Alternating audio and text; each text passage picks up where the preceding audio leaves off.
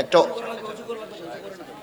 এখন একটা অমুসলিম কালেমা পড়ে মুসলমান হওয়ার জন্য কেবল আসলো ভাই, আসতেছে ভাই, এই আমি এখনই বেরোবো ভাই। এমনি মুসলমান হচ্ছে এনার ছেলে কে, ছেলে না মেয়ে? আমার ছেলে। এনার ছেলেকে যখন অনেক খারাপ লাগছে। নৌকা ডুবে পঞ্চগড়ে আমাদের একটা নৌকা ডুবে, হ্যাঁ নৌকা ডুবিতে, জি জি জি। ওইখানে আমার ছেলে, আমার শাশুড়ি মারা গেছে। আমার 18 মাসের বাচ্চাকে যেভাবে পুরো হয়েছে, এই কষ্টটা দেখে আমি মুসলমান হইতেছি, বুঝছেন? আচ্ছা, তুমি কি কোর্টের মাধ্যমে এটা সব ঠিক করেছো? জি, আমি কোর্টের মাধ্যমে ঠিক করছি। ঠিক করেছো। তোমার এখন কোনো শত্রু আছে বলে মনে হয়? মানে তুমি মুসলমান হয়েছে এর জন্য তোমার কোনো বিপক্ষের লোক আছে বলে মনে হয়? হ্যাঁ, আমার স্ত্রীর স্ত্রীটা তো হিন্দুই আছে, আমি মুসলিম হইতেছি। এখন তোমার বয়স কত? আমার 1992 এখানে আছে। জি, 92-তে জন্ম, 1 জানুয়ারি। আল্লাহ এদের কবুল করুক। তাহলে আমরা সবাই মিলে, হুজুররা কই, যে হুজুর নিয়ে আসলেন সে হুজুর কই? আমি এই লক্ষ জনতার মাঝে তাকে আমি বুকে টেনে নিচ্ছি, যেহেতু সে আজকের থেকে আমার ভাই। তৌহিদি ভাই, আজকের থেকে সে আমার ভাই।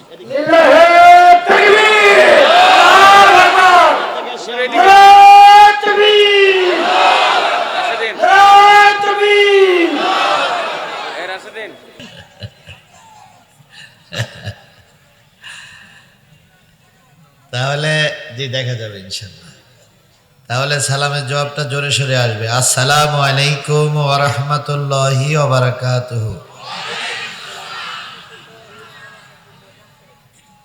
নাহমাদুহু ওয়া নাস্তাঈনুহু ওয়া নাস্তাগফিরুহু ওয়া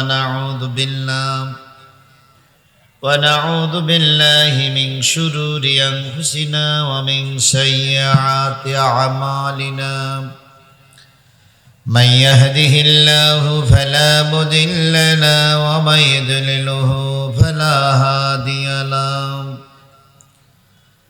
ونشهد أن لا إله إلا الله وحده لا شريك له الذي أرسله بالحق بشيرا ونذيرا وداعيا إلى الله بإذنه وسراجا منيرا فقد قال الله تعالى في كلامه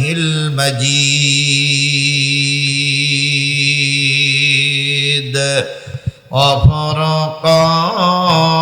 وفرقانه الحميد.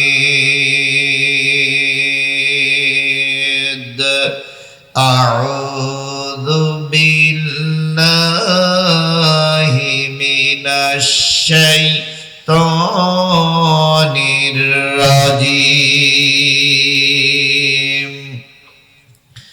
بسم الله الرحمن الرحيم. قل إن كان آباؤكم وأبناؤكم وإخوانكم وأزواجكم وعشيرتكم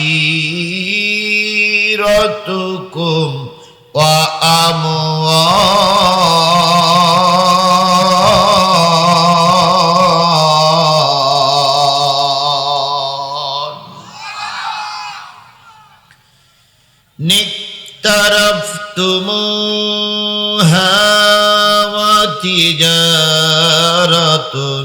تخشون كسادها ومساكن ترضونها أحب إليكم من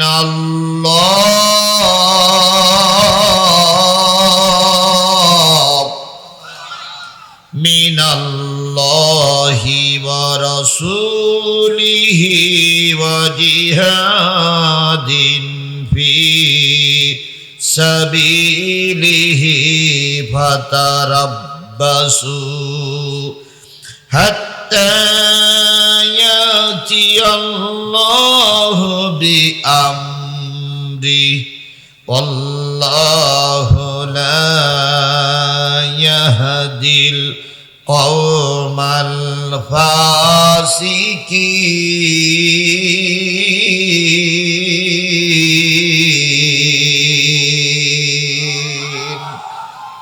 صدق الله المولانا العظيم. قال النبي صلى الله عليه وسلم أفضل الجهاد كلمة الحق عند سلطان جائر أو كما قال رسول الله صلى الله عليه وسلم.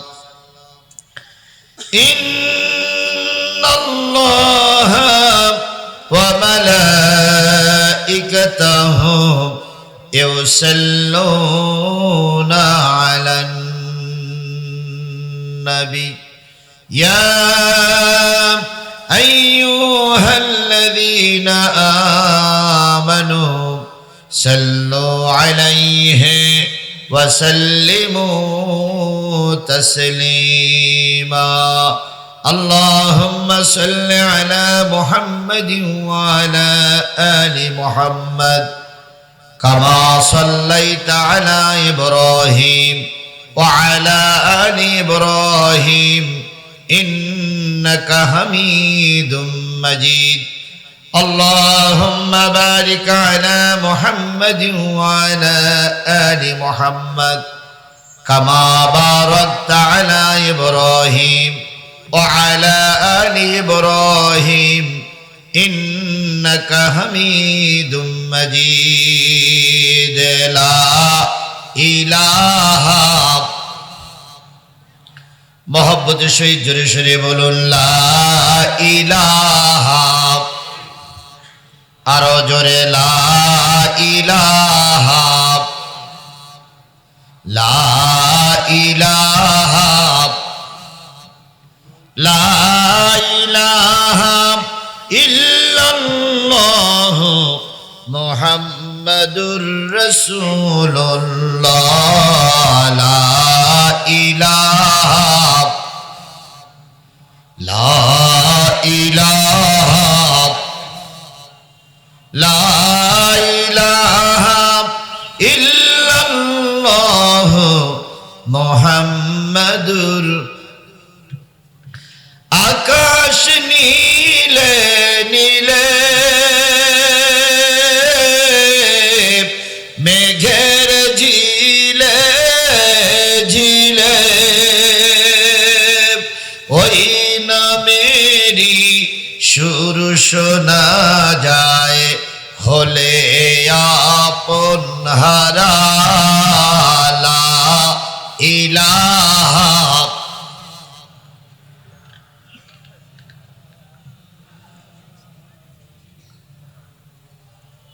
লা ইলাহা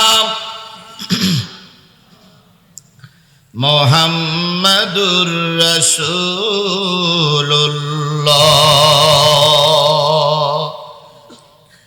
সকলে জবান খুলে একসাথে এক বাক্যে বলছি সাল্লাল্লাহু আলাইহি ওয়াসাল্লাম. বগুড়া জেলার প্রাণকেন্দ্র ছোট কুমিরা নুরানি হাফিজিয়া মাদ্রাসা ও এতিমখানার উদ্যোগে অনুষ্ঠিত হচ্ছে 95তম আলহামদুলিল্লাহ 95তম অধিবেশন ঐতিহাসিক ইসলামী জলসা। 29 নভেম্বর 2024 14 অগ্রহায়ণ 1431 বঙ্গাব্দ রোজ শুক্রবার। আজকের এই মাহফিলের সম্মানিত সভাপতি জনাব আলহাজ MSM আতিকুর রহমান বাদল, সাধারণ সম্পাদক বগুড়া জেলা ইট প্রস্তুতকারক মালিক সমিতি, সভাপতি সহসভাপতি আলহাজ আবুল বরকত মোহাম্মদ ঈসা, সভাপতি অত্র মাদ্রাসা উপসহকারী কৃষি কর্মকর্তা অবসরপ্রাপ্ত। আজকের এই মাহফিলের সবার আগে যার নামটা স্মরণ করতে হয়, তিনি হয়তো 95 বছর আগে অথবা তার আগে আমার প্রিয় ভাই কাজী আবুল বাশার সাহেব, দীর্ঘদিনের সঙ্গে তাদের সঙ্গে আমার পরিচয়। আমি তাদের পরিবারকে নিজের পরিবার বলেই মনে করি। বাশার ভাইয়ের ছেলে রাশিদিন আমার সাথেই থাকে, আমি ওকে আমার সন্তানের মতনই মনে করি। সেই বাশার সাহেবের শ্রদ্ধাভাজন পিতা, এই মাদ্রাসার প্রতিষ্ঠাতা মরহুম মুন্সি আমির উদ্দিন সাহেব, তিনি এই মাদ্রাসা চত্বরে শুয়ে আছেন। আজকের এই বিশাল কাফেলা নিয়ে দোয়া করছে, আল্লাহ তুমি তাকে জান্নাতের মেহমান হিসেবে কবুল করে নাও। তার প্রতিষ্ঠিত এই মাদ্রাসার থেকে আজকে কয়জন ছেলে কোরআনের হাফেজ হলো? 9 জন ছেলেকে আমরা ফুলের মালা না দিয়ে কোরআনের দস্তারবন্দি করে দিয়েছি। এই ওসিলাই করে আল্লাহ তার জীবনের সকল ত্রুটিগুলো মাফ করে জান্নাতের মেহমান হিসেবে কবুল করুক। তারই সন্তানেরা আজকে মাহফিলের মঞ্চে বসা। বাশার ভাইয়ের বড় ভাই, তিনি আমার সঙ্গে সাক্ষাৎ করেছেন, সহসভাপতি, জি মাদ্রাসার সভাপতি, তার মানে SM আতিকুর রহমান, না সহসভাপতি আলহাজ আবুল বরকত মোহাম্মদ ঈসা।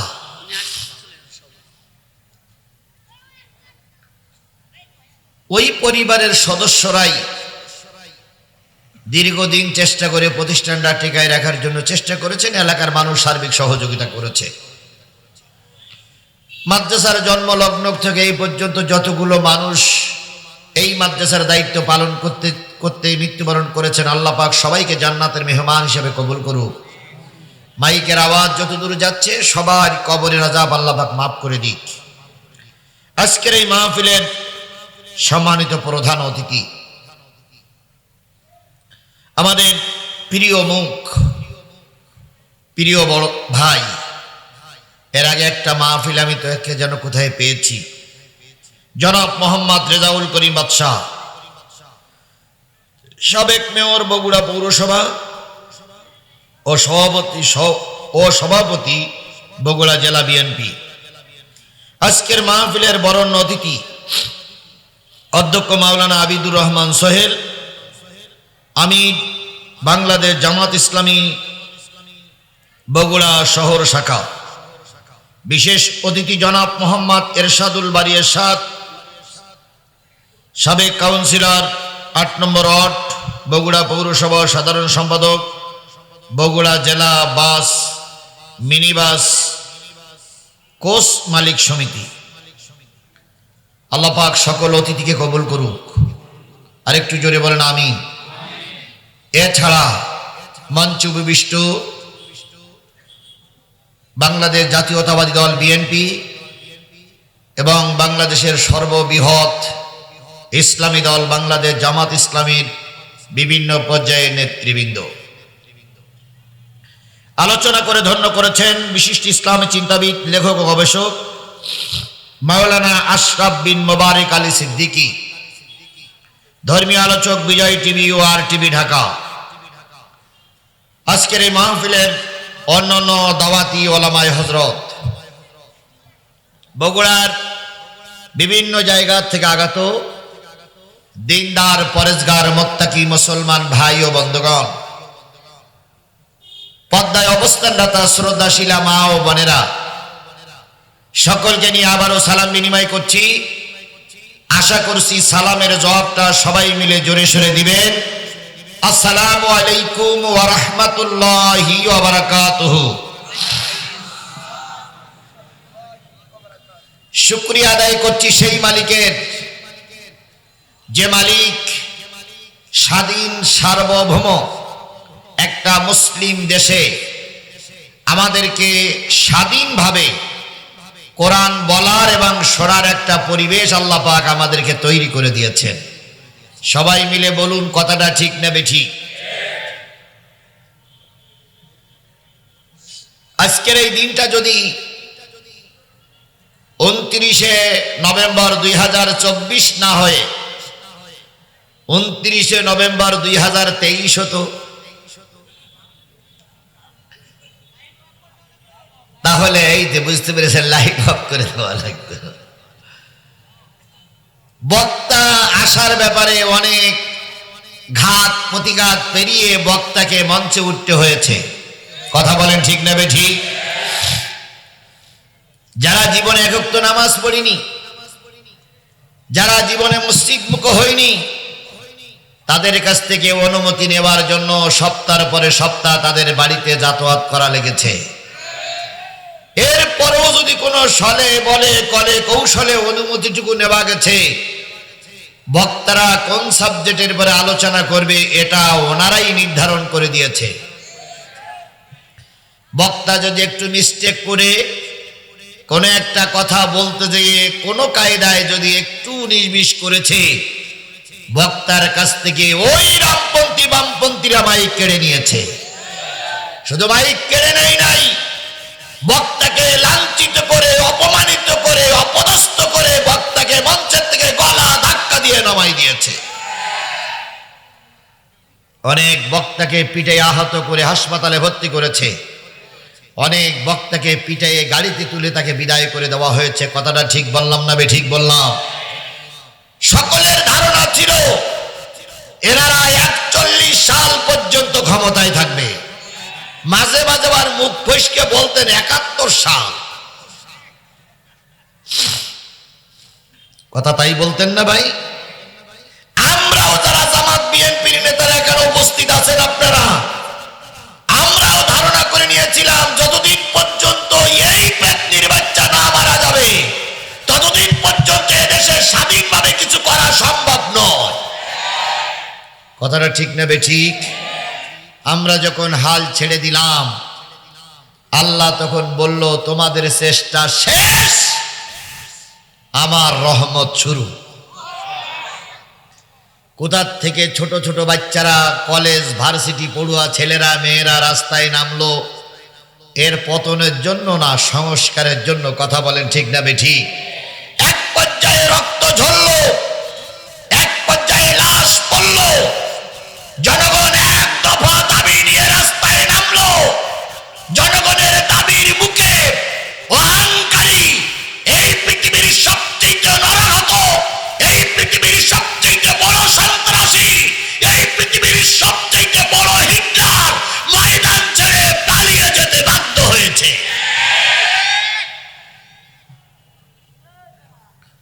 এ কাজটা কে করলেন? জোরে বলেন কে করেছেন?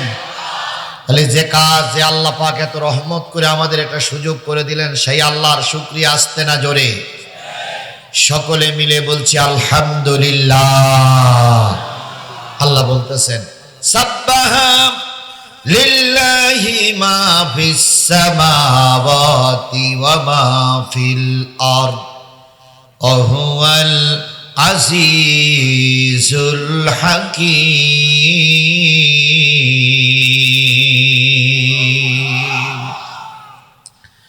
বান্দা শোনো, আসমানে যা আছে, জমিনে যা আছে, আসমানের নিচে যা আছে, জমিনের তলদেশে যা আছে, ইচ্ছায় হোক আর অনিচ্ছায় হোক, সকলে মিলে প্রশংসা করছে কার? সকলে মিলে সেজদা করে কার? শুধুমাত্র কেবলমাত্র মানুষ তার আল্লাহকে একরকম ভুলেই গেছে। ক্ষমতার মসনদে বড় চেয়ার পেয়েছেন, 15 মিনিট 20 মিনিট জাতীয় সংসদে কথা বলার সুযোগ পেয়েছেন। সর্বপ্রথম দাঁড়িয়ে শুকরিয়াটা আদায় করা দরকার ছিল কার? আয় আল্লাহ, তুমি আমাকে সম্মান দিয়েছো, ইজ্জত দিয়েছো, তুমি আমাকে একেবারে বগুড়ার লোকালয় থেকে বের করে এনে আমাকে জাতীয় সংসদের এমপি বানিয়েছে। এই জন্য সর্বপ্রথম শুকরিয়া আদায় করা দরকার ছিল কার? কিন্তু একবার বেমালুম ভুলেই যায়। জাতীয় সংসদে দাঁড়িয়ে সর্বপ্রথম বক্তব্য স্মরণ করছি হাজারো বছরের শ্রেষ্ঠ বাঙালি জাতির পিতা মরহুম মুজিবুর রহমানকে।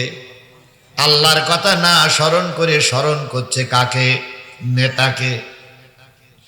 তারপরে স্মরণ করছি যিনি আমাকে নমিনেশন দিয়ে বগুড়ার মাটির থেকে হাজারো ভোটের মাধ্যমে পাশ করাই নিয়ে আসলেন, তাকে স্মরণ করছি, এলাকার মানুষকে স্মরণ করছি।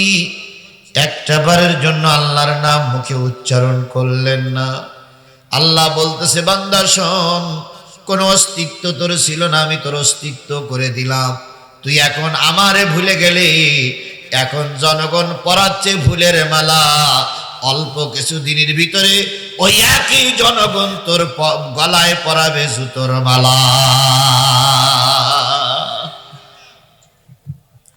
যাদের রাস্তায় নামলে, গাড়িতে নামলে স্যালুট দিত, যাদেরকে পুলিশ স্যালুট দিত, এখন সেই একই পুলিশ কোমরে দড়ি বেঁধে জেলখানায় নিয়ে যাচ্ছে। যাদেরকে দেখলি পুলিশ স্যালুট মারত, তাদের এখন মামলা দিয়ে কোর্টের বারান্দায় তুলে রিমান্ডে তাদেরকে ডিম থেরাপি দেওয়া হচ্ছে। কথা বলেন, কথা বলেন, কথা বলেন। এর নাম আল্লাহ। এর নাম কি? আল্লাহ তখনও ছিল, এখনো আছে। পৃথিবীতে আল্লাহ সব জিনিস সহ্য করে, কখনো অহংকার সহ্য করে না। সুতরাং এই অহংকারীদের হাত থেকে আল্লাহ আমাকে বাঁচালেন, আপনাকে বাঁচালেন। এই জন্য আল্লাহর দরবারে আবারও শুকরিয়া আদায় করছি, আলহামদুলিল্লাহ। সর্বকালের সর্বশ্রেষ্ঠ মহামানব, যিনি সারা জীবন উম্মতের জন্যই কেঁদেছেন। কথা বলেন ঠিক না বেঠিক? যত নেতা পৃথিবীতে ক্ষমতা দখল করেছে, সব নেতাদের বক্তব্য ছিল কাল্লা নেব, আর আমার রাসূলের বক্তব্য ছিল জাতির জন্য কল্যাণ কামনা করা। সব নেতারা কাল্লা চেয়েছে, আর রাসূল কি চেয়েছেন? কল্যাণ চেয়েছেন। তিনি আমার নবী, তিনি আমাদের নবী, আপনাদের নবী, সকলের নবী। কথা বলেন ঠিক না বেঠিক?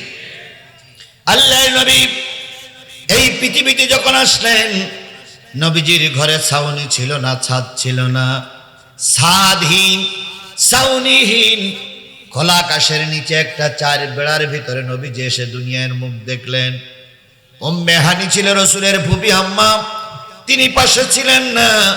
সংবাদ পাইলেন আব্দুল্লাহর ঘরে একটা ফুটফুটে চাঁদের মতো সন্তান জন্ম নিয়েছে।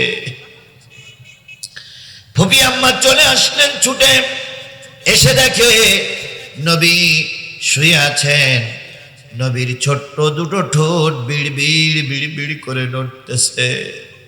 ফুপি আম্মা নবীকে কোলে তুলে দুই গালে দুটো চুমা দিয়ে বললেন, বাজান, তোমার মুখের ভাষা তো আমি বুঝতে পারি না, তুমি কেন ছোট দুটো নাড়াই নাড়াই কি বলতেছো?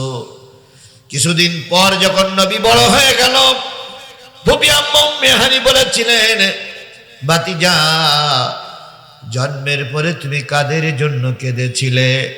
নবীজি ফুপি আম্মার গলা জড়াই ধরে বলেছিলেন, ফুপি আম্মা, জন্মের পরে কেঁদেছিলাম, রব্বি হাবলি উম্মতি, আয় আল্লাহ, আমার গুনাহগার উম্মত গুলোরে মাফ করিয়া দাও। তাহলে নবী জন্মের পরে কাঁদলেন কাদের জন্য? কাদের জন্য? জোরে বলেন, কাদের জন্য কাঁদলেন? আপনারা কি সেই উম্মত? আমরা কি সেই উম্মত? আমার বুঝতে বড় কষ্ট হয়, সেই নবীর উম্মত আমরা হতে পারলাম কিনা। কারণ নবীর বিরুদ্ধে কথা বলে তোমার শরীরের ভিতরে কোনো অনুশোচনা হয় না। নবীর বিরুদ্ধে বিষাদগার করে তুমি একটাবারের জন্য প্রতিবাদ করতে রাস্তায় নামো না। আল্লাহর কসম, তোমার ভিতরে নবীর ভালোবাসা আছে বলে আমার মনে হয় না।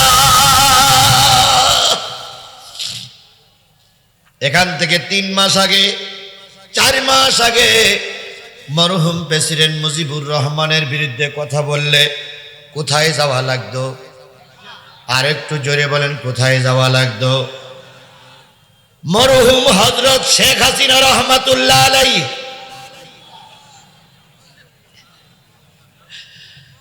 মরহুম নাকি জীবিত আছে এখনো? আসলে আমার দেশে তো নাই, এখন মরহুমই বলা যায়। যাই হোক, জয়পুরহাটের এক এমপি বলেছিলেন ওনার নামের প্রথমে শেখ হাসিনা রহমাতুল্লাহ আলাইহি লেখা উচিত।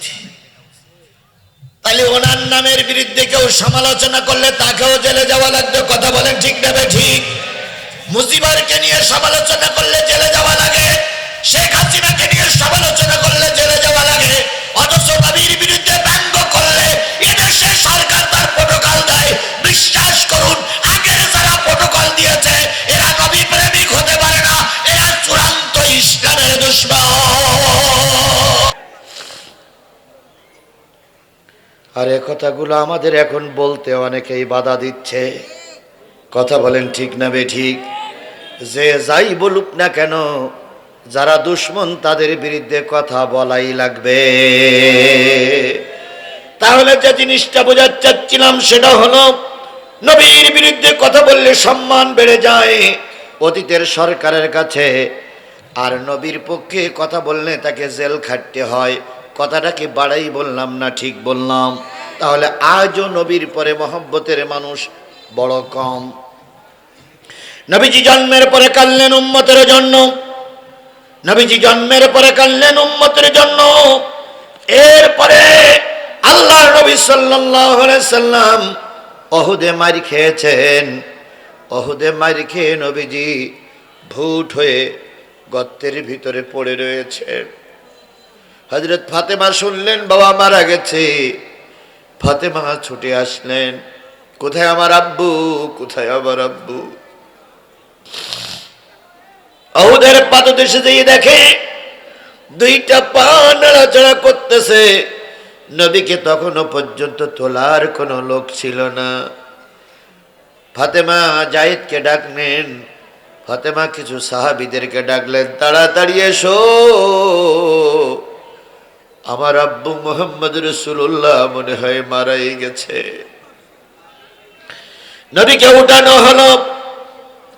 নবী ওঠার পর সব সাহাবীরা যখন ঘিরে ধরলো, নবী প্রথম শব্দ ছিল ও আবু বকর, ওমর, আমার সাথীদের কি অবস্থা? তারা কি সব মারা গেছে না বেঁচে আছে?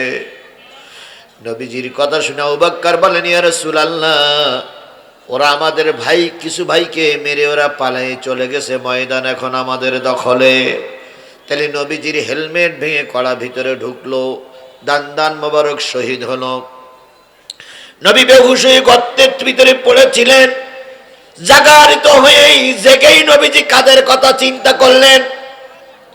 এই কথা বলেন, কথা বলেন, কাদের কথা চিন্তা করলেন? আমরা তো সেই উম্মত। কথা বলেন ঠিক না ঠিক? এবার চলে গেলেন পরকালের দিনে। আল্লাহ নবীর এখনো কাউরের বিচার শুরু হয়নি। আল্লাহ পাক বলবেন, জিবরিল যাও আমার নবীর কাছে যাও, কবরের কাছে যেয়ে দাঁড়াও, নবীকে ডেকে নিয়ে এসো। নবী না আসলে কোনো বিচার শুরু করব না। জিবরিল আজরাইল সবাই মিলে কবরের পাশে চলে যাবে। কবরের পাশে চলে যেই ডাকবি, ইয়া রাসূলুল্লাহ ওঠেন, ইয়া শাফিআল মুজনাবিন ওঠেন, ইয়া রাহমাতাল লিল আলামিন ওঠেন। কিছুক্ষণ পরে কবরের মাঝখানটা ভাগ হয়ে যাবে। নবীজি মাথা উঁচু করে দেখবে গোটা রোজে মহশরের ময়দানটা ফাঁকা, কোনো লোক ময়দানে নাই। নবী ফেরেশতাদের বলবেন, ফেরেশতারা যাও আল্লাহকে যে সালাম জানাও, নবী রোজে মহশরের ময়দানে উঠবে না। আল্লাহ তখন নিজেই ডাক দিয়ে বলবে, হাবিব, উহুদে রক্ত দিয়েছো, তায়েফে রক্ত দিয়েছো, বদরের প্রান্তরে সাথীদের হারিয়েছো, নিজে না খেয়ে থেকেছো, কত কষ্ট রক্ত ঝরিয়েছো, এখন আর তোমাকে কষ্ট দেব না, তুমি চলে এসো।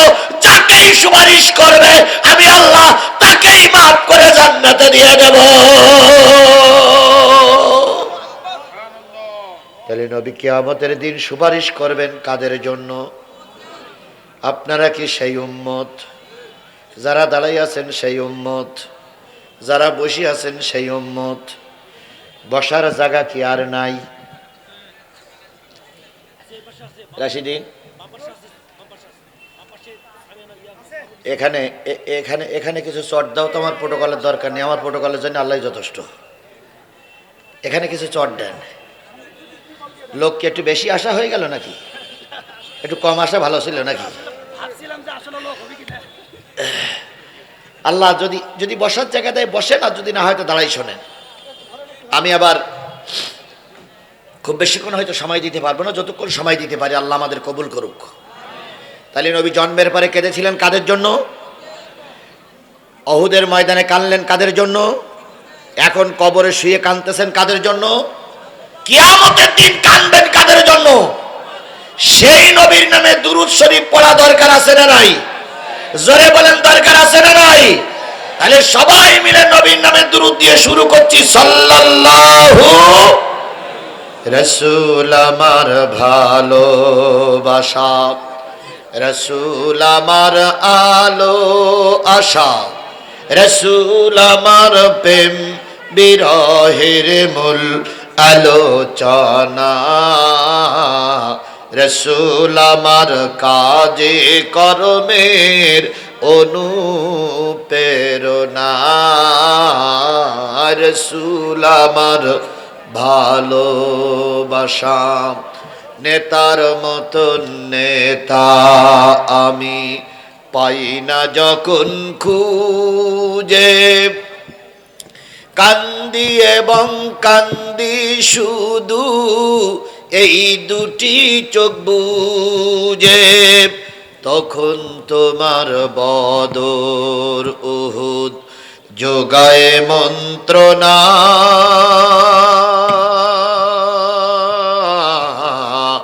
রাসূল আমার কাজে কর্মের অনুপ্রেরণা, রাসূল আমার ভালোবাসা। সে নবীর নামে আবারও দুরূদ আর সালাম সাল্লাল্লাহু আলাইহি ওয়াসাল্লাম। বন্ধুগণ, আপনারাই ছুটির দিনে এত কষ্ট করে এসেছেন কি শোনার জন্য? সবাই মিলে বলুন, কি শোনার জন্য আসলাম? কোরআন থেকে আলোচনা হোক, এটা কি আপনারা চান? আরো জোরে বলেন, এটা কি আপনারা চান? আল্লাহ বলতেছেন, ইন্নামাল মুমিনুন আল্লাযীনা ইযা যুকিরাল্লাহু ওয়াজিলাত কুলুবুহুম ওয়া ইযা তুলিয়াত আলাইহিম আয়াতুহু যাদাতুহুম ঈমানাও ওয়া আলা রাব্বিহিম ইয়াতাওয়াক্কালুন।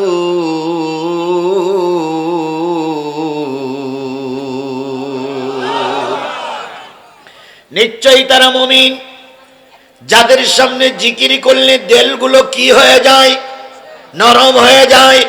জিকির করলে যাদের দিল নরম হয়, আল্লাহর ভাষায় তারা মুমিন। কে মুমিন আর কে মুনাফিক আর কে বেঈমান সার্টিফিকেট কে দিতে পারে? আল্লাহর উপরে কেউ সার্টিফিকেট দেওয়ার লোক সমাজে নেই, ছিল না, থাকবে না। কথা বলেন। সেই আল্লাহ বললেন, নিশ্চয়ই তারা মুমিন জিকির করলে যাদের দিলগুলো নরম হয়ে যায়। বলুন তো, জিকির শব্দের অর্থ কি? স্মরণ করা। জিকির শব্দের অর্থ কি? স্মরণ করা। কার স্মরণ? কোন জায়গায়?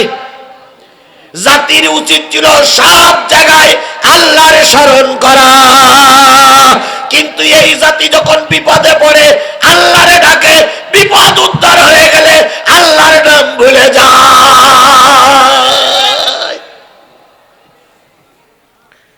দরবেশ বাবা আর আইন মন্ত্রী পালাই যাচ্ছে, তো পালাই যাচ্ছে নৌকায়।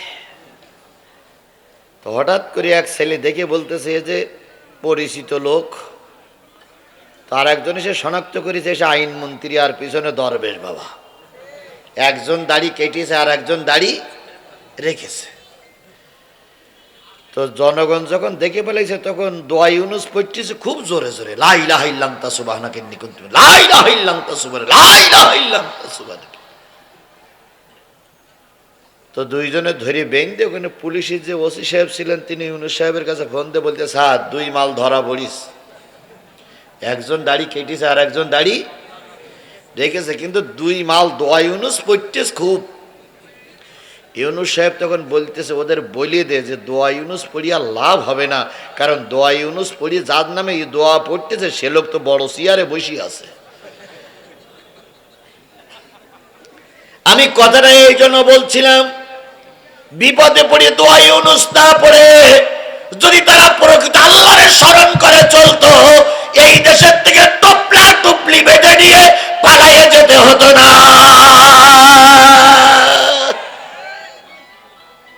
এখানে নিঃসন্দেহ আওয়ামী লীগের কিছু দালাল আছে, অবশ্যই আছে, এরা ঘাপটি মেরিয়ে বসে আছে। আর ওদিকতে বলতেছেন আমি শর্ট করে ঢুকে বলবো, আর এরাও মনে করছে আসলো আসলো আসলো। আজকে শুক্রবার, এই শুক্রবারে শুনে যাও, শুক্রবারে লিখে নিয়ে যাও, আল্লাহর কসম বাংলাদেশের 17-18 কোটি মানুষের জীবনে রুহু থাকা অবস্থায় তৎকালীন যুগের সন্ত্রাসীদেরকে এই বাংলাদেশে রাজত্ব করতে ঢুকতে দেওয়া হবে না, হবে না, হবে না। প্রয়োজনে আবার ফাঁসির কাস্তে ঝুলবো, প্রয়োজনে আবার রাজপথে জীবন দেব, প্রয়োজনে আবার রক্ত দেব, প্রয়োজনে আবু সাইদের মতন বুক উজাড় করে দেব, তবু আওয়ামী লীগের এবং সন্ত্রাসীদেরকে বাংলার মস্তদে আর বসতে দেওয়া হবে না, হবে না, হবে না।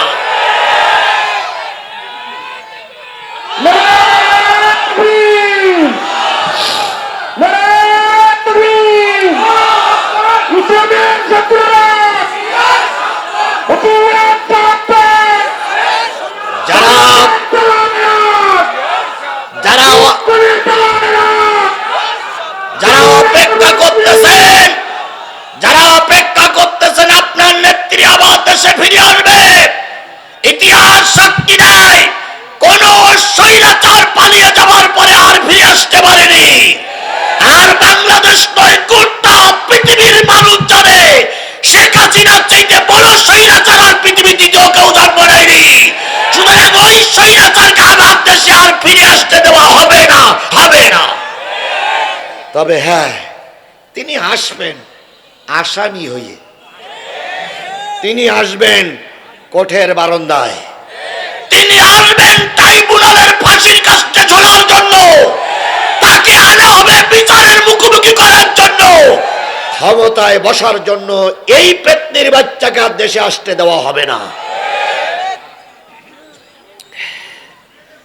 কিছু লোক মনে করতেছে উনি আসবেন শেগুড়ি বালি,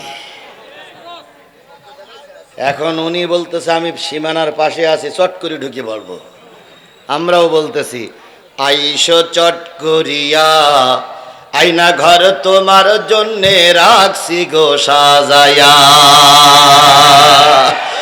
আইসো চট করিয়া, আইনা ঘর তোমার জন্যে রাখছি গো সাজায়া। আমরা রিসিপিশনে বৈশাসি, রিসিপিশনে বৈশাসি, জুতোর মালা লয়া, আয়না ঘর তোমার জন্যে রাখছি গো সাজায়া। নির্বিচারে মারস মানুষ ক্ষমতার লাগিয়া, মারিনি মারিনি,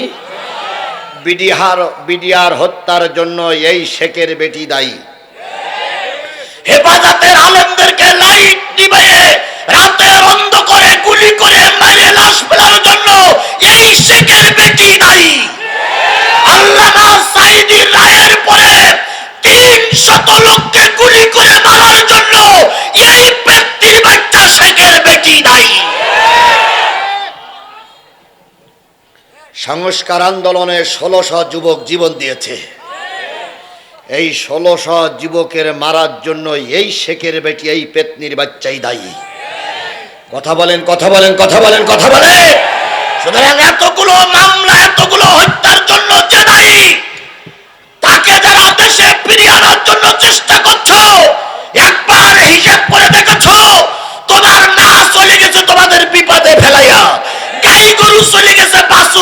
মাথায় রেখে। এখন আমার বলতেছে চট করে ঢুকে পড়বো। একটু এসে দেখো 3.5 হাত লাটের বাঁশি নিয়ে আমরা অপেক্ষা করতেছি। নির্বিচারে মারছ মানুষ ক্ষমতার লাগিয়া, দিন ধর্ম আর মানবতা সব কিছু ছাড়িয়া, বুবু সব কিছু ছাড়িয়া, তোমার পাপের শাস্তি ও বুবু, তোমার পাপের শাস্তি পাইতে হবে, যাইও না ভুলিয়া, আয়না ঘর তোমার জন্যে রাখছি গো সাজায়া। ইন্নামাল মুমিনুনা আল্লাযীনা ইযা যুকিরাল্লাহু ওয়াজিলাত কুলুবুহুম। ভালো করে শোনো, দাঁড়ানো লোক, বসা লোক, নিশ্চয়ই তারা মুমিন যাদের সামনে জিকির করলে তাদের দিলগুলো কি হয়ে যায়? নরম হয়ে যায়। আল্লাহ রসুল বলেছেন আফজালুল জিকিরি তিলাওয়াতিল কোরআন, সবচেয়ে উত্তম জিকির হলো আল্লাহর কোরআন তেলাওয়াত করা। তাহলে কোরআন তেলাওয়াত শুনলে যাদের দিল নরম হয় তারাই মুমিন, আর কোরআন তেলাওয়াত শুনলে যাদের গায়ে জ্বালা চড়ে বুঝতে হবে হয় মুনাফিক নয় কাফের। আমি কোন সূরা থেকে তেলাওয়াত করেছি? সূরাতুত তাওবা। কোন সূরা? 24 নম্বর আয়াত তেলাওয়াত করেছি। এই কোরআনের আয়াত শুনে যাদের গায়ে জ্বালা চড়েছে বুঝতে হবে ওরা মুনাফিক। আর এই কোরআন তেলাওয়াত শুনে যাদের দিলে ভালো লাগলো আল্লাহর ভাষায় তারা মুমিন। তাহলে আপনারা যারা বসে আছেন, দাঁড়িয়ে আছেন, সবাই কি হতে চান? রাস্তাঘাটে যেখানে যা আছেন সবার কাছে বলতেছি, যদি মুমিন হতে চান 10 মিনিটের ভিতরে কোরআনের মাহফিলে আসবেন। এরপরেও যদি না আসেন তাহলে বুঝতে হবে আপনার রক্তের ভিতরে ভেজাল, আপনার কাজের ভিতরে ভেজাল, আপনার জন্মের সময় নিশ্চয়ই কোনো ভেজাল রক্ত ভিতরে ঢুকেছে। এই জন্য আল্লাহর কোরআন আপনার ভালো লাগে না। ওয়াইজা তুলিয়াত আলাইহিম আয়াতুহু, যখন আল্লাহর কোরআনের আয়াত তেলাওয়াত করা হয় তখন তাদের ঈমান কি হয়? বৃদ্ধি পায়। আলা রাব্বিহিম ইয়াতাওয়াক্কালুন। মুমিন ব্যক্তি আল্লাহর উপরে ছাড়া কারোর উপরে তাওয়াক্কুল করে না। তাহলে কোরআন শুনলে দিল নরম হয়। আমি কোরআনের সূরা তাওবার 24 নম্বর আয়াতের পরে কথা বলবো। যতক্ষণ কথা হবে ততক্ষণ কি আপনারা আমার সঙ্গে থাকতে রাজি আছেন? কারা কারা রাজি আছেন? 2 হাত উঁচু করে আল্লাহরে দেখান।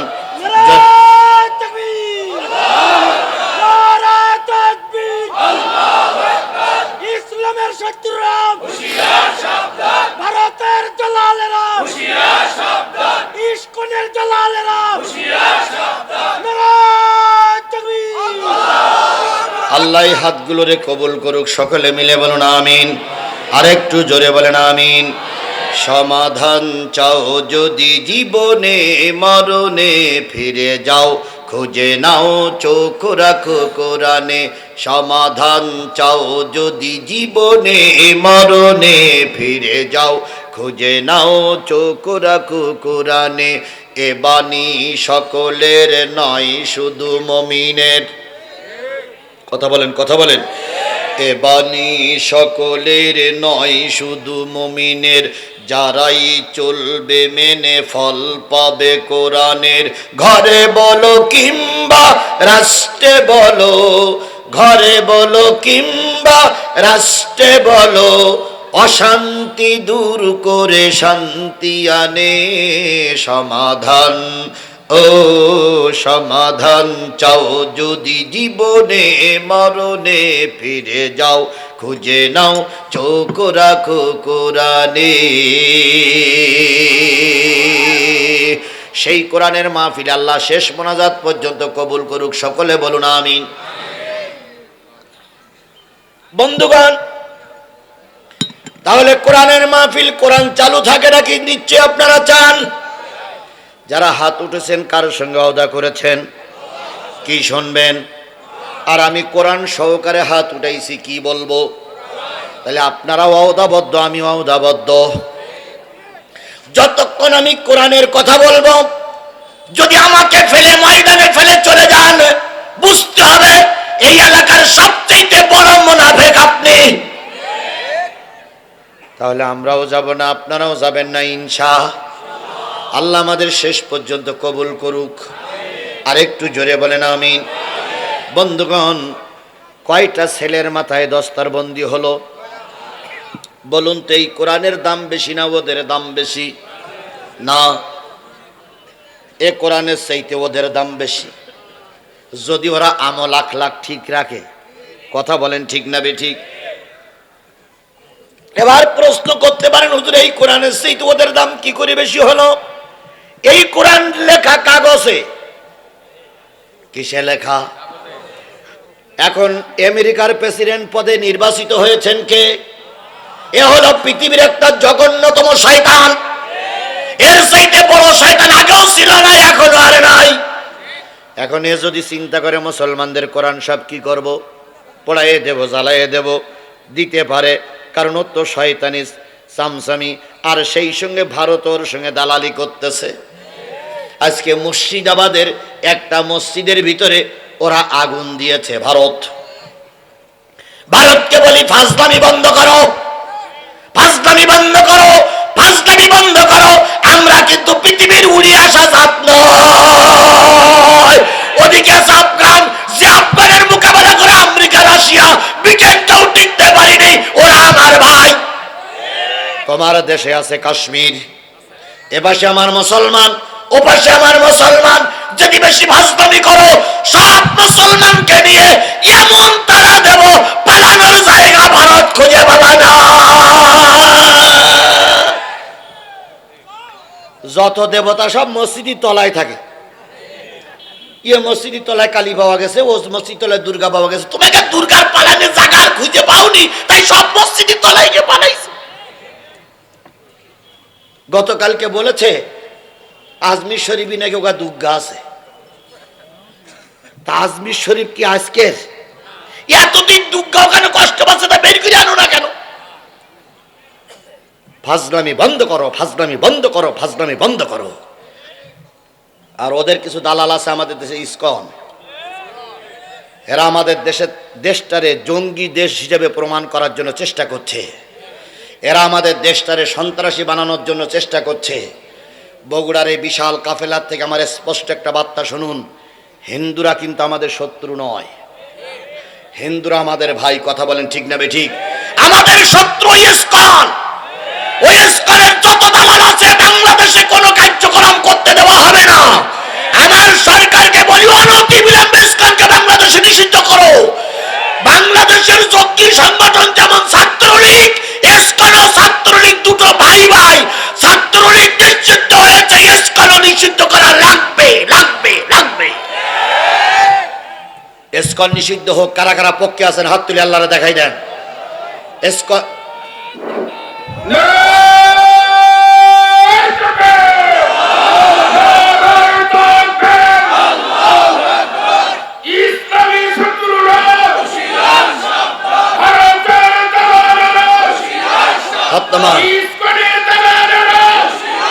নিশ্চয়ই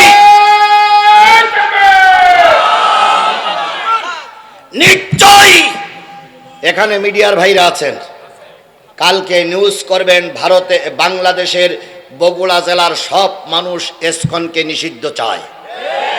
যদি আপনারা এই রিপোর্ট না করেন, আপনারা আদালত আখিরাতে একদিন আল্লাহর কাছে আপনারা জবাবদিহিতা করার জন্য তৈরি থাকেন। কারণ অনেক সংবাদ, ছোট ছোট সংবাদগুলো আপনারা বড় করে দেখান, আর অনেক বড় সংবাদ আপনারা দেন না। এর জন্য আপনারা আল্লাহর কাছে দায়ী থাকবেন। ইসকন একটা সন্ত্রাসী সংগঠন। কথা বলেন ঠিক না ঠিক? আমরা হিন্দুদের শত্রু নই। আবারও বলছি, আমরা হিন্দুদের শত্রু। হিন্দুরা আমার দেশে স্বাধীনভাবে ধর্মকর্ম করবে, আমরা তাদের কোনো কাজে বাধা দেব না। কিন্তু ইসকনের ব্যানারে কোনো রকম কার্যক্রম আমার দেশে চলতে দেওয়া হবে না। কথা কি একমত? একমত, একমত। এরপরেও যদি সোজা আঙুলি ঘি না ওঠে, এরপরেও যদি সোজা আঙুলি ঘি না ওঠে, ছাত্র আন্দোলনেরা ছাত্ররা রাস্তায় নেমে যেমন আঙুল বেঁকা করেছে, আমরা শেখ হাসিনার দাঁড়িয়েছি, প্রয়োজনে আবার আঙুল বেঁকা করে ময়দানে নামবো।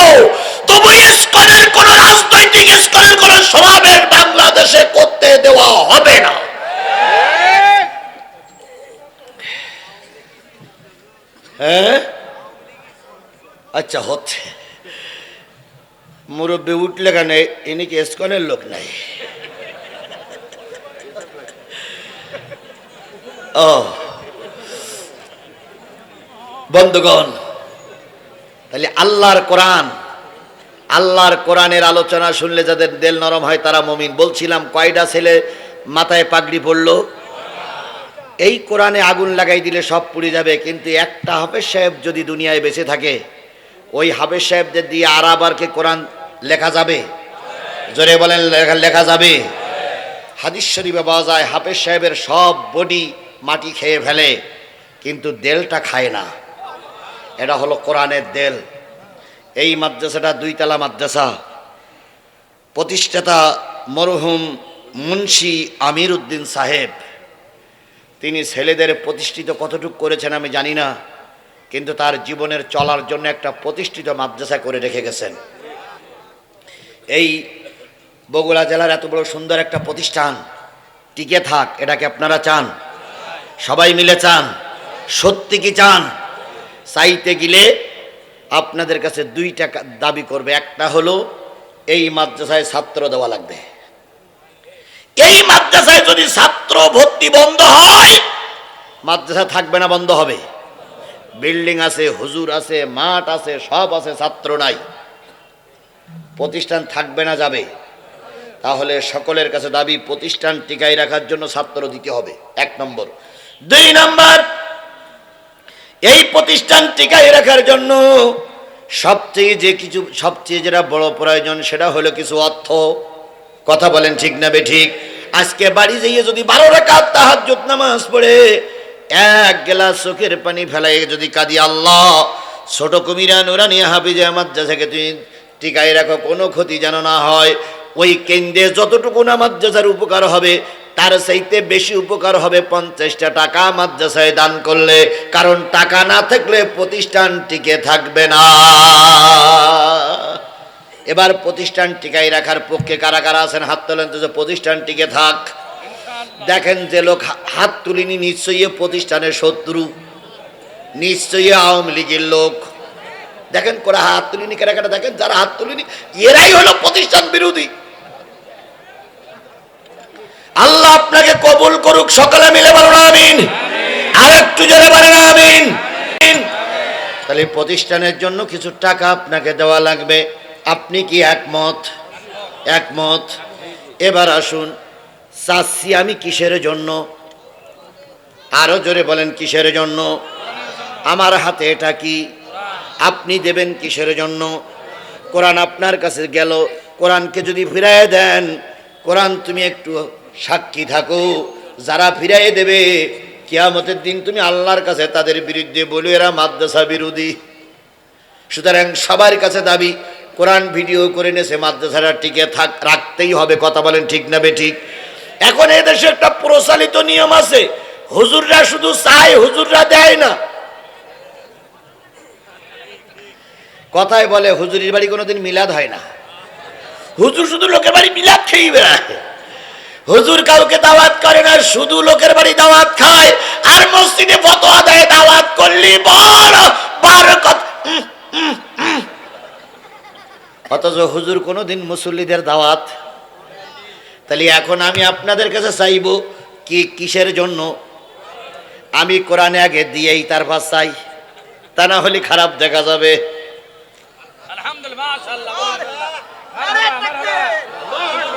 আমি কোরআনে দিয়েছি, এই কোরআন যদি আমার জন্য খুশি হয়, আপনিও দিলে আপনার জন্য কোরআন খুশি হবে। অন্যান্য জায়গায় চাই 20, 10, 30, কিন্তু আজকে দাবি করছি 50টা টাকা ভাই, কারণ বিশাল মাদ্রাসা। আমি এর আগে বাসার বাড়ি এসেছি, আমাদের আমিরুল মুমিনুন রাশিদিনের সঙ্গে চলাফেরা করি, ওনার বড় ভাইয়ের সঙ্গে ওঠা বসা হয়, অনেকবার এসেছি, কিন্তু মাদ্রাসার ভিতরে যাওয়ার সুযোগ হয়নি। মাদ্রাসাটা দেখে আমার দিলটা ভরে গেছে। আল্লাহ তুমি এই প্রতিষ্ঠানকে কিয়ামত পর্যন্ত কবুল করে নাও। এই প্রতিষ্ঠানের জন্য আমি আপনাদের কাছে দাবি করছি 50টা টাকা যদি পকেটে থাকে দেওয়া যাবে। আমি নিজে আমার পক্ষ থেকে দিছি না দেইনি? তাহলে এবার আপনাদের পক্ষ থেকে আমি আশা করতে পারি না ভাই? কি আশা করতে পারি না? আলহামদুলিল্লাহ। তাহলে এবার আপনারা সবাই পকেটে হাত দেন। আর আমি পকেটে হাত দেওয়ার আগে যারা উপরের মেহমান হয়ে বসে আছেন তাদের কাছে দাবি, আপনাদের মেহমান হিসাবে দাওয়াত করা হয়েছে এই প্রতিষ্ঠানের কল্যাণের জন্য, আপনাদের বড় চেয়ার দেওয়া হয়েছে এই প্রতিষ্ঠানের মুক্তির জন্য। কথা বলে ঠিক না ঠিক? আপনারা যদি এই চেয়ারে বসে চেয়ারের হক আদায় না করেন, নিশ্চয়ই আল্লাহর কাছে আপনারা বড় চেয়ারের মেনেরা দায়ী হবেন। এই জন্য বড় চেয়ারম্যানদের কাছে কত নিয়েছে? 50। মাশাআল্লাহ। কি নাম তোমার? মহিবুল্লাহ। মাশাআল্লাহ মাশাআল্লাহ। আল্লাহ কবুল করুক, আল্লাহ কবুল করুক। আল্লাহ ভাই বসেন এখন বসেন ভাই। টাকা যদি এখনই দিচ্ছেন তাহলে তা হবে না। মুরব্বী বসেন, মুরব্বী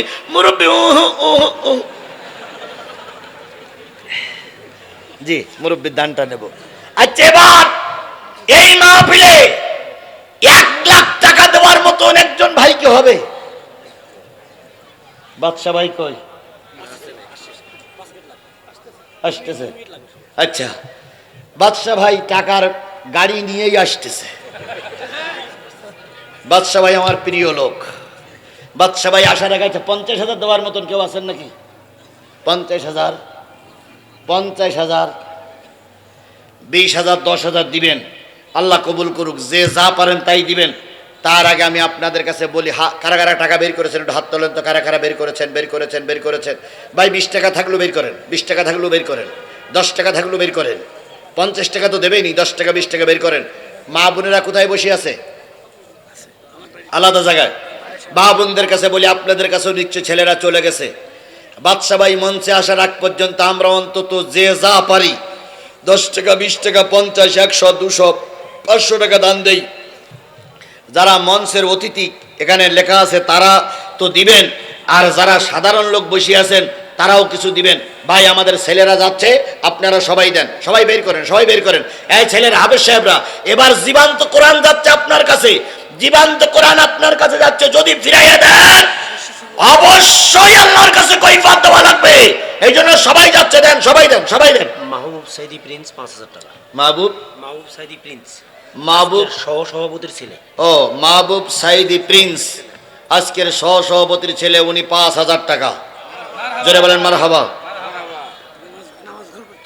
নামাজ ঘর, ও নামাজের ঘর করা লাগবে। জি ভাই, এখানে বলা হচ্ছে, বাসার ভাই বললেন এখানে একটা নামাজ পড়ার ঘরের প্রয়োজন। আপনার এই 10 টাকা, 20 টাকা, 50, 100 টাকা, 200 টাকা দিয়ে এখানে একটা নামাজের ঘর তৈরি করা হবে। এখানে এই নামাজের ঘর করতে যেয়ে যদি আজকে এখানে এখন প্রধান অতিথি দেখলাম যে ইট ভাটা না কি দেখলাম, সভাপতি হলো আতিকুর রহমান বাদল, জেলা ইট প্রস্তুতকারক মালিক সমিতির, উনিও সাধারণ সম্পাদক। উনি কি আসছেন?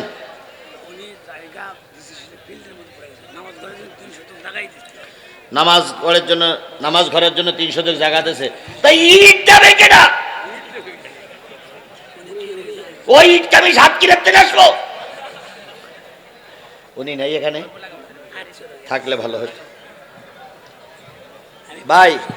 হ্যাঁ, বাসার ভাই 50,000 টাকা দেবে ওই নামাজ ঘর করার জন্য। আলহামদুলিল্লাহ। মুরব্বী এবার আসেন বাবা, আসেন বাবা, আসেন, দাও বাবা দাও।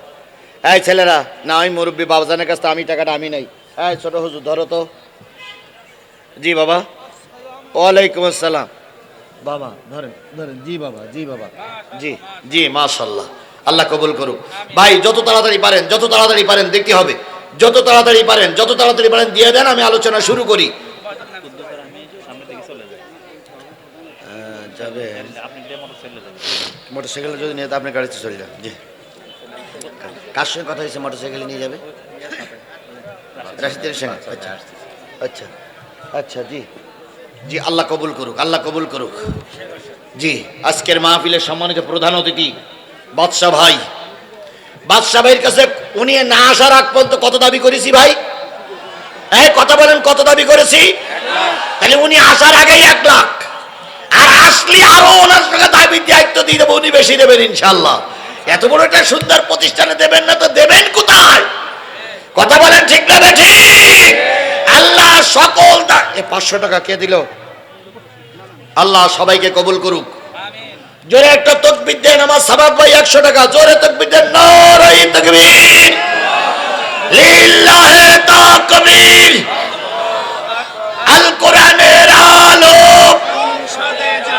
তোমার নেতা আমার নেতা, দুনিয়ার মুসলিম,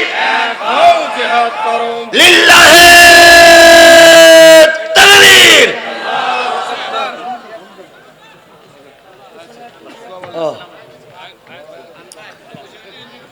মাশাআল্লাহ, আলহামদুলিল্লাহ।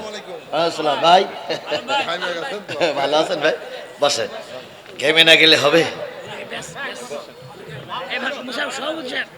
জি, আমাদের প্রধান অতিথি উনি মঞ্চে, আল্লাহ ওনার কবুল করুক। আরো জোরে বলেন আমিন, আরো জোরে আমিন, আরো জোরে আমিন। মাশাআল্লাহ, আল্লাহ কবুল করুক। জি ভাই বসেন। বন্ধুগণ, আমি আপনাদের সামনে কোন সূরা থেকে তেলাওয়াত করেছি? আরো জোরে বলেন, কোন সূরা থেকে তেলাওয়াত করেছি? তওবা শব্দের অর্থ হলো ফিরে আসা। কোন দিকে ফিরে আসা? আল্লাহর দিকে ফিরে আসা, রসুলের দিকে ফিরে আসা, দ্বীনের দিকে ফিরে আসা, ধর্মের দিকে ফিরে আসার নাম হলো কি? তওবা। এতদিন পর্যন্ত সন্ত্রাসী জঙ্গির পিছনেই ছিলেন। যদি মনে করেন ইসলামে ফিরে না আসলে নাজাত পাওয়া যাবে না, আপনি তওবা করে ফিরে আসবেন, এর নাম হলো তওবা। বিএনপির ফখরুল সাহেব, বাংলাদেশ জামাত ইসলামীর আমির সাহেবদের বক্তব্য, যারা অন্যায় কাজ করেছে তারাই শাস্তি পাক, কিন্তু যারা নিরপরাধ মানুষ তাদেরকে আমরা শাস্তির আওতায় আনবো। এ ব্যাপারে কি আপনারা সবাই একমত? জোরে বলেন একমত। সাধারণ মানুষগুলো ফিরে আসুক, কারণ সবাই যদি দেশ থেকে বের করে দেয়, এ দেশে থাকার লোক আর খুঁজে পাবা।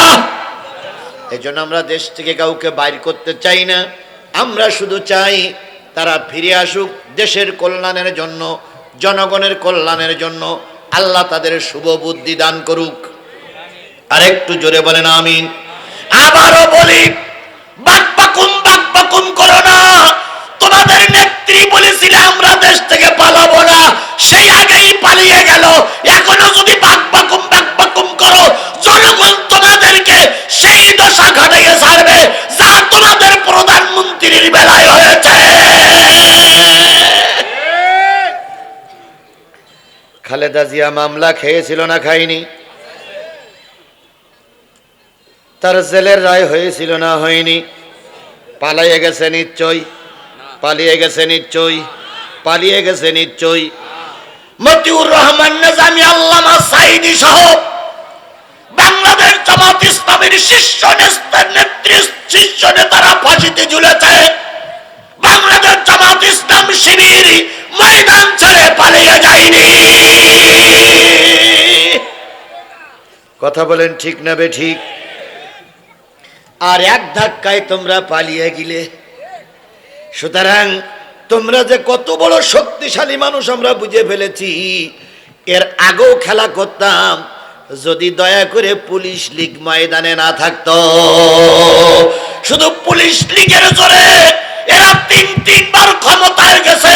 যদি পুলিশ উইডার হতো, একটা বারের জন্য ক্ষমতায় যেতে পারত না। বাংলাদেশের যে কজন এমপি বগুড়ার থেকে পাশ করেছে, সুষ্ঠু ভোট হোক, আর ওই এমপি গুলো মেম্বারে দাঁড়াক, কিসে দাঁড়াক, প্রত্যেকের জামানত কি বলে বাতিল হবে। এটা আমি জোর গলায় বলতে পারি, কারণ বগুড়ার মাটিতে আমার 20 বছর আগের থেকে আনাগোনা আছে। একজন ভাই বলে বসলেন, হুজুর লাইট নিবানো লাগে না। এক সময় লাইট আমাদের নিবানো লেগেছে। কথা বলেন ঠিক নেবে ঠিক? মাহফিলের সব কিছু তৈরি হয়ে গেছে, হুজুরও মাহফিলের ময়দানে বসে আছে। ঘোষণা আসলো হুজুরকে উঠতে দেওয়া হবে না, বাধ্য হয়ে জনগণের সঙ্গে আমাকেও বেরিয়ে যেতে হয়েছে। সেই দিন এখন তো আর নাই, কথা বলেন ঠিক না বেঠিক? তাই বলতেছিলাম কোন সূরা থেকে তেলাওয়াত করেছি? সূরা তওবার কত নম্বর আয়াত? 24 নম্বর আয়াত। আল্লাহ রাব্বুল আলামিন বলতেছে, দেশের কাজ করতে যেয়ে, স্বাধীনতার পক্ষে কাজ করতে যেয়ে, ধর্মের পক্ষে কাজ করতে যেয়ে, দিন কায়েমের পক্ষে কাজ করতে গেলে 8টা বাধা তোমাদের সামনে আসতে পারে। কয়টা? আরো জোরে বলেন কয়টা? আল্লাহ রাব্বুল আলামিন বলতেছে, শোনো, কুল ইন কানা আবাউকুম, নিশ্চয়ই তোমাদের সামনে বাধা হতে পারে তোমাদের পিতারা। কারা বাধা হতে পারে? জোরে বলেন, কারা বাধা হতে পারে? পিতারা বাধা হয়। আমরা অনেক জায়গায় দেখেছি ধর্মের কাছে পিতাই বাধা হয়ে দাঁড়িয়েছে, অতীতেও ছিল, এখনো আছে। সহসভাপতি 50,000, ওনার ছেলেও 5,000 না 50,000। ও সহসভাপতি উনিও 50,000, বরকত মোহাম্মদ ঈসা, আবুল বরকত মোহাম্মদ ঈসা, উনি 50, ওনার ছেলেও 50,000। ছেলেও 50। নারায়ে তাকবীর! বাবা দিলে 50, ছেলে দেশে 50, আর চাচা তিনিও 50। নিশ্চয়ই বাদশা ভাই শুনতেছে,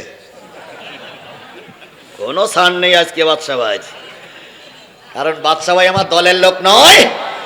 একসঙ্গে ময়দানে কথা বলেছি, কথা বলেন ঠিক না ঠিক? একই সঙ্গে মামলা কেটেছি, একই সঙ্গে রিমান্ডে গিয়েছি, একই সঙ্গে আয়না করে থেকেছি, একই সঙ্গে বছরের পর বছর জেলখানায় থাকতে হয়েছে। উনি আমার মামলার ভাই, উনি আমার আন্দোলনের ভাই, উনি আমার রিমান্ডের ভাই, উনি আমার আয়না ঘরের ভাই। তাহলে আমরা যদি বেশি দেই, উনিও আজকে বেশি দেবেন। বিনিময়ে আল্লাহ হয়তো সামনে ওনাদেরকেই আল্লাহ ইজ্জত দিবেন, কারণ বগুড়ার মাটিতে আল্লাহ আজ হোক কাল হোক বিএনপি জামাতের হাতে বগুড়ার সিটগুলো দিয়ে দেবেই ইনশাল্লাহ। আমরা আশাবাদী, আমরা আশাবাদী। এখানে যদি জামাত দুটো একটা পায়, পাইলে বিএনপিও পাবে। বিএনপি জামাত ছাড়া সুষ্ঠু নির্বাচন হলে নৌকার কোন প্রার্থী জিততে পারবে না, আমি 100% গ্যারান্টি দিয়ে বলতে পারি। সুতরাং আগামী বগুড়ার কান্ডারিতে ওনারাই। তাহলে এই প্রতিষ্ঠানগুলো টিকে না থাকে তাহলে তো আমাদের কষ্ট হবে। এই জন্য আমি আর খুব বেশি হলে 15-20 মিনিট কথা বলবো, তারপরে উনি কথা বলবেন, চিন্তার কোনো কারণ নাই। এরপরে মহাবিপ্লব আসিতেছে, তার মানে কি বলেন তো? এরপরে সাংস্কৃতিক অনুষ্ঠান, সেদিন তাই তো? হ্যাঁ, সাংস্কৃতিক অনুষ্ঠান ভাই, ইসলামী সাংস্কৃতিক। ওরে ভাই, অন্য সাংস্কৃতিক অনুষ্ঠান এখানে চলবে? ভাবলেন কি করে আপনি? ঠ্যাং গুরু করে ফেলবো না সব? আপনার বক্তৃতা করার পরে, আমার মোনাজাতের পরে সাংস্কৃতিক অনুষ্ঠান হবে এখানে। সেটা হলো আপনি বক্তৃতা করবেন, ভাইরা বক্তৃতা 10টার দিকে শুরু হবে। আমি আর আপনার কাছে 20টা মিনিট টাইম চাই, 20 মিনিট পরে আপনাকে দিচ্ছি ইনশাল্লাহ। আপনার বিবি, আপনার বিবি, আব্বা, মা, এই 3 জনের নামে 1500। এটা 15,000 হলেই তো ভালো হইতো। 50,000 দিচ্ছে। বন্ধুগণ, কুলিন কানা বাউকুম, নিশ্চয়ই তোমাদের কাজে বাধা হতে পারে তোমাদের পিতারা, নিশ্চয়ই তোমাদের কাজে বাধা হতে পারে পিতারা। অনেক জায়গায় ধর্মের কাছে পিতা বাধা, কথা বলেন ঠিক না বেঠিক? পিতা যদি ঠিক মতন না হয়, পিতা ধর্মের কাজে বাধা দিতে পারে। আমাদের দেশের এক পিতা ছিল, সেই পিতা কখনো আমাদের দেশটারে ভালো চাইনি, আর ওই পিতার নাম করি করে দেশটারে সর্বনাশীর দ্বার প্রান্তে পৌঁছাই দিয়েছে, কথা বলেন ঠিক না বেঠিক? প্রায় বলতো এটা আমার আব্বার স্বপ্ন। পদ্মা সেতু, ওটা আব্বার স্বপ্ন। বঙ্গবন্ধু স্টেডিয়াম, ওটা আব্বার স্বপ্ন।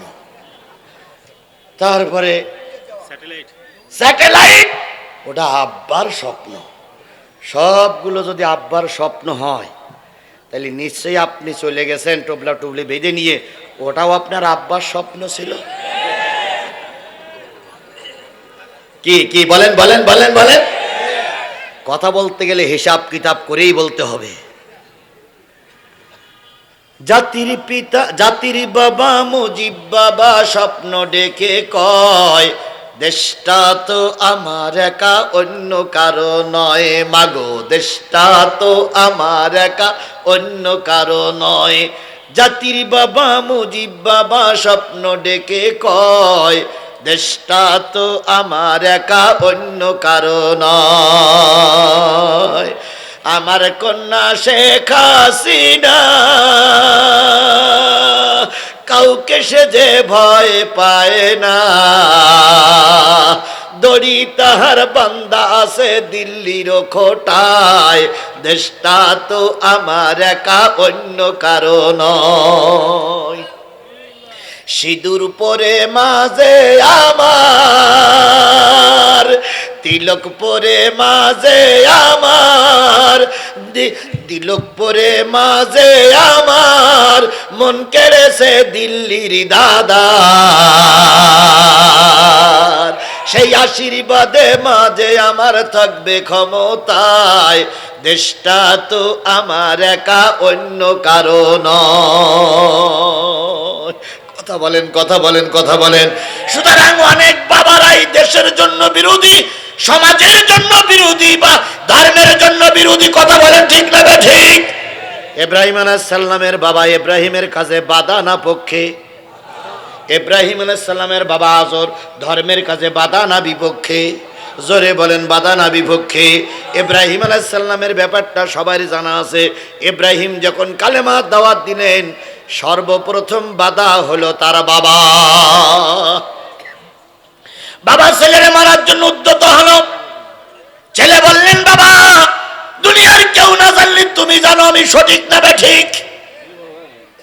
এরপরে বাবা যখন নমরুদ যখন অগ্নিকুণ্ড তৈরি করলো, অগ্নিকুণ্ডের ভিতরে ছেলেকে যখন ফেলানো হবে, হাত বাঁধা পা বাঁধা, কোমরে দড়ি বেঁধে চড়কের পরে ঘুরিয়ে ঘুরিয়ে ইব্রাহিম আলাইহিস সালামকে ফেলা হবে কিসে? আগুনের কুণ্ডের ভিতরে। ইব্রাহিম আলাইহিস সালাম বড় কষ্ট পেয়ে দোয়া করে, আল্লাহ নমরুদ আমার বিরুদ্ধে চলে যেতে পারে, জাতি আমার বিরুদ্ধে চলে যেতে পারে, কিন্তু আমার বাবা আমার বিরুদ্ধে চলে যাবে, এটা কখনো মেনে নেওয়া যায় না। সেদিন ইব্রাহিম আলাইহিস সালামের হাতে বাঁধা, পায়ে বাঁধা, কোমরে দড়ি কিসের জন্য? কার কথা বলার জন্য? আজকে আয়না ঘর নামক একটা কঠিন ঘর আমার দেশে ছিল। কথা বলেন ঠিক না ঠিক? কত বড় নিষ্ঠুর হতে পারলে, কত বড় নির্দয় হতে পারলে, কত বড় জালেম হতে পারলে, ওই ঘরে একটা টকবগে যুবককে নিয়ে গেল, চোখ বাঁধা, হাত বাঁধা, পা বাঁধা, গালের ভিতরে কাপড় দিয়ে টেপ দিয়ে মুখটা বন্ধ করা, ওই ছেলেটারে অন্ধকার ঘরের ভিতরে ফেলাই রেখে আসলো। না দেশে খাওয়ার পানি, না দেশে পায়খানা পেশাবের জন্য কিছু, না দেশে খাওয়ার জিনিস। দীর্ঘ সময় ধরে ধরে ওই ছেলেটা কাঁদতেও পারেনি, চিৎকার দিতে পারেনি। ওই ছেলেটা ওই আয়না ঘরের ভিতরে পড়ে পড়ে ধুকে ধুকে ওইভাবে শুয়ে মারা গেছে। এখনো তার কঙ্কালগুলো সরা অবস্থায় পাওয়া যাচ্ছে। কত বড় নিষ্ঠুর নির্দয় হতে পারলেন, কত বড় গাদ্দার হতে পারলেন, কত বড় মির্জাপুর হতে পারলে একটা যুবককে এত কষ্ট দিয়ে মারা যায়। আর এখন সেই কথাগুলো যখন আমরা উচ্চারণ করি, আমাদের দেশের কিছু লোক সেই পক্ষে না, সেই পক্ষে থেকে আমাদের বিপক্ষে কথা বলে। কথা বলেন ঠিক না বেঠিক? একবার ইতিহাস খুঁজে দেখো, সেই জননেত্রী, সেই কি বলে দেশের মানুষ কন্যা, আমি চিন্তা করি মানুষ কন্যা না অমানুষ কন্যা? অমানুষ নামক এই কন্যা কত কষ্ট আমার দেশের মানুষকে দিয়েছে। কথা বলেন ঠিক না ঠিক? আমি আজিজুল ইসলাম জিহাদি, আমি আগের মাহফিলেও বলেছি, এখনো বলতেছি, আমি কোনো বড় দলের কোনো বড় পদে আমাকে আল্লাহ রাখিনি। কারণ আমি বিভিন্ন জায়গায় সফর করার কারণে কোনো দলের বড় পদ আমার নাই। আমি কোনো বড় পদ নিয়ে বসে থাকিনি। আমি শুধু ধর্মের কথা গোটা দেশে বলে বেড়াই। আমাকে ওনারা ধরলো, ধরার পরে 5 দিন আমাকে গুম করে রাখলো। 5 দিন আমার হাত বেঁধে রাখলো, পা বেঁধে রাখলো। 5 দিনের ভিতরে হাত আমার খুলে দেয়নি, পা আমার খুলে দেয়নি। 5 দিনের ভিতর আমার বাচ্চাগুলো সমস্ত রাস্তায় রাস্তায় কেঁদেছে, আওয়ামী লীগের দ্বারে দ্বারে ঘুরেছে, তারপরে থানায় গেছে, ডিবি পুলিশের কাছে গেছে, এসপি সাহেবের পা জড়াই ধরে বলেছে, স্যার আমার আব্বুরে দয়া করে মুক্তি দেন। সেদিন এসপি সাহেব বলেছে, তোমার বাবার সংবাদ আমরা জানি না। ডিবি অফিসারের কাছে যে কান্দেছে, আমার আব্বারে ফিরাইয়া দেন। ডিবি অফিসার ফিরাই দেয়নি। ওসি সাহেবের কাছে যে বলেছে, আপনারা ধরে নিয়ে আসছেন, আমার আব্বারে ফিরাই দেন। সন্তানগুলোর লাথি মেরে থানার থেকে তাড়িয়ে দিয়েছে। ও আমার জাতি, ও আমার বগুড়াবাসী, অনেক নেতারা বলে, হুজুর এখন তো দেশের পরিবর্তন হয়েছে, এখন আর গরম কথা না বলাই ভালো। যখন ওই কথাগুলো আমার দিলে সাড়া দেয়, আমার বিবেককে আমি আর কন্ট্রোল করে রাখতে পারি না। ও আমার জাতি, শুধু আমি নই, এভাবে হাজারো বিএনপি জামাতের নেতা কর্মীদেরকে অত্যাচার করে করে দুকে দুকে মেরে দেওয়া হয়েছে। সেসব ইতিহাস কি জাতি ভুলে গেছে? ও আমার জাতি, সেগুলোকে ভুলে গেছ? খালেদা জিয়া 3 বারের প্রধানমন্ত্রী ছেলের জানাজা তিনি করতে পারেননি। কথা বলেন, কথা বলেন, কথা বলেন। তারেক জিয়ার মতন একজন সুদক্ষ রাজনীতিবিদ দীর্ঘ বছরের পরে বছর দেশে আসতে পারতেছে না। বাদশা ভাই সহ বিএনপির অগণিত নেতা কর্মীর নামে অগণিত মামলা। কথা বলেন, ঠিক না বেঠিক? আমরা কি অন্যায় করেছিলাম?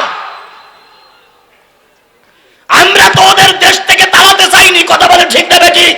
বিএনপি এখানে বসে আছে, জামাত বসে আছে, স্পষ্ট করে বলুক তো, আমরা কি ওদের তাড়াতে চেয়েছিলাম? ওরা দেশ থেকে বেরিয়ে যাক, এটা আমরা চাইনি। আমরা চাইছিলাম সুষ্ঠু একটা নির্বাচন, জনগণ ভোট দেখ, যারে খুশি তারে দেখ, যে পার্টি ক্ষমতায় যাবে আমরা তাকে স্যালুট জানাবো। কথা বলেন, কথা বলেন, কথা বলেন। আমরা তো এটাই চাইছিলাম, কিন্তু তা না দিয়ে খেলা হবে, খেলা হবে বলে ওনারা একটাই খেলা করেছে, আমাদের ময়দানে নামতেই দেননি।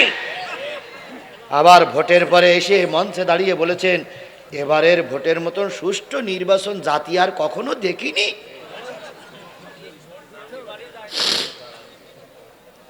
তাই আমরা বলেছিলাম, সুষ্ঠু হয়েছে নির্বাচন, ভোট দিয়েছে প্রশাসন, তাকিয়ে তাকিয়ে দেখেছে জনগণ।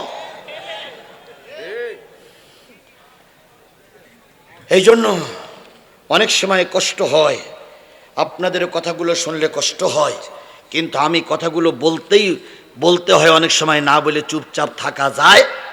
তাহলে বলতেছিলাম, ইব্রাহিম আলাইহিস সালামের পথে বাধা, তার নিজের বাবা আগুনের ভিতরে ফেলাই দিল। ইব্রাহিম আলাইহিস সালাম সাহায্য চাইলেন কার কাছে?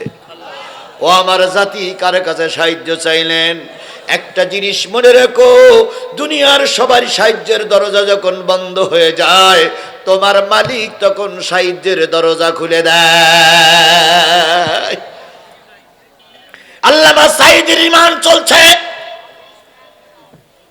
ট্রাইব্যুনালে শুনানি চলতেছে। ট্রাইব্যুনালের কাগজে লেখা আছে, কেসের এজারে লেখা আছে, 60 বছরের থেকে শুরু করে 12 বছরের পর্যন্ত মেয়েদের আল্লামা সাঈদী ধর্ষণ করেছে। ও আমার জাতি, মানুষ আর কত নিচে নামবে? মানুষ বিহাইন আর কত নিচে নামতে পারে? আল্লামা সাঈদীর কোর্টে যারা হচ্ছে, 2 পক্ষের উকিল, সরকার পক্ষের উকিল, পিছনে কথা না বলি, সরকার পক্ষের উকিল বলতেছে, হুজুর আর জিতে লেখা আছে 60 বছরের বয়স থেকে শুরু করে 12 বছরের নারীদের আপনি ধর্ষণ করেছেন, আপনি হিন্দু নারীদের ধর্ষণ করেছেন। আচ্ছা হুজুর বলেন তো, 60 বছরের একটা বুড়ি যখন ধর্ষণ করেছিলেন তখন আপনার কেমন অনুভূতি হয়েছিল? একটা হিন্দু ভাই যখন